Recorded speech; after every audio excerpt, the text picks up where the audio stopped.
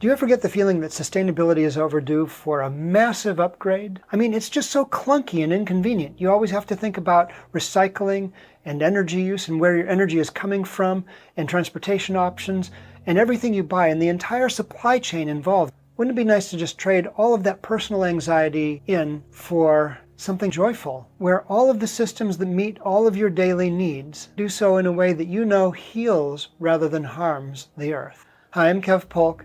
Welcome to Edenicity. This is a word that I coined several years ago to describe the place that I'm talking about. This is an Edenic city where life is easy by design and all of your needs are met in a way that heals the world. Edenicity is also a way of measuring how Eden-like the place that you live is. In other words, how ecologically and economically abundant it is for you. Edenicity upgrades sustainability in three ways. First of all, Edenicity focuses on design, not politics or austerity. For over a century, politics, from the highest echelons of government down to protests on the streets, have failed to slow the destruction of the environment throughout the planet, with very few exceptions. And parallel to that, millions of people have taken on a personal quest of lifestyle activism where they're trying to live lighter on the land. And again, this has failed as well. The problem with both politics and personal austerity is that they presume a zero-sum game, whereas design is not necessarily zero-sum at all. So we're used to thinking about the economy versus the environment, or jobs versus trees, clean air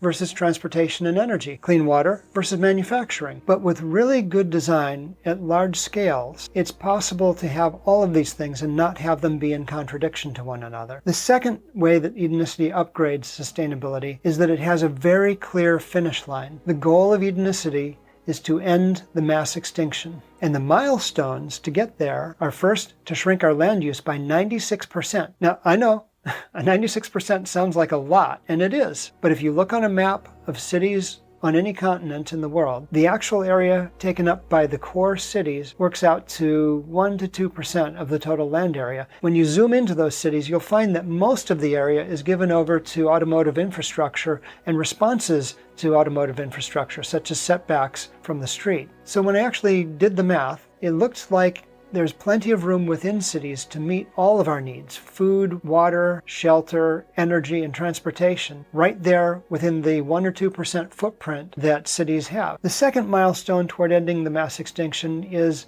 as we pull back from the massive landscapes that we have wastefully used, we restore the natural habitats, and that is what ends the extinction. The third upgrade that Edenicity offers to sustainability is that we are building to increase people's choices. Cities are already competing for residents and businesses by offering them cash incentives. All I'm saying with Edenicity is, wouldn't it be better if we compete by making cities better places to live? That's the vision of Edenicity. Big, vibrant cities where it's cheap and easy to live, get to work, get together with friends and family, and find fun things to do. But instead of being surrounded by noisy, choking, dangerous, deadly traffic, you live in a lush garden within just a short walking distance of well-managed farms and forests. If this sounds like your kind of place, be sure you're subscribed if you're not already, and check out this playlist, which will tell you quite a bit more about the concept. Thank you so much for stopping by. See you next time.